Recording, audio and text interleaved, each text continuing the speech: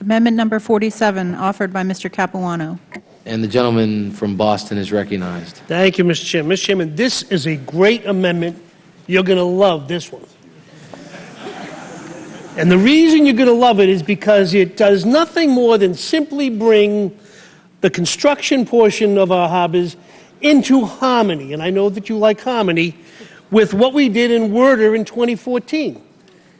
In 2014, we increased the depth of our harbors for what the federal share does for operations and maintenance to 50 feet. In recognition of the fact that ships are getting bigger, our harbors have to be deeper to deal with them. And even 50 feet is only the beginning. The truth is the new Super Panamax are going to be up to 60 feet in draft. So we're going to have to deal with that later, but I am a reasonable person, thoughtful person. I don't want to ask for everything in one fell swoop. Simply because we did this in 2014, I think we should bring the construction aspect of it up to 50 feet as well. Absent that, to be perfectly honest, America will continue to fall further and further behind. Ships are getting bigger all around the world. The Panama Canal is set to open, I believe, in June of this year to the bigger ships.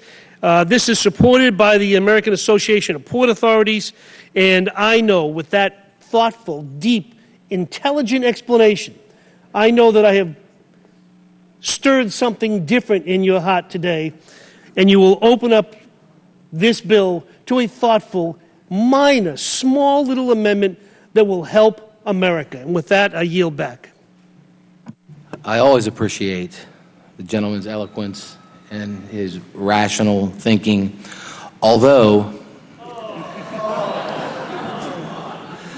on this amendment I must oppose. I understand where the gentleman's going with it, but by changing the depth from 45 to 55 feet, which the highest non-federal cost share applies to in construction, it would be placing enormous pressure on the general fund, resulting in funds being diverted from other business lines like flood control projects, which I know is important in Massachusetts and the Northeast. And since we only have a finite amount of money in the general fund, it needs to be carefully allocated. So I understand what the gentleman is where he's going with it, and it was, again, always rational, deep thought. But again, we've got to make sure that with our limited funds that we make sure we carefully allocate them to these projects and not put undue pressure on the general fund. And so with that, I must oppose the gentleman's thoughtful amendment.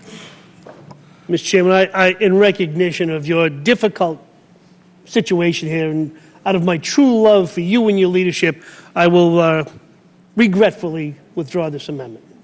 I thank the gentleman for withdrawing and making my life easier. With that.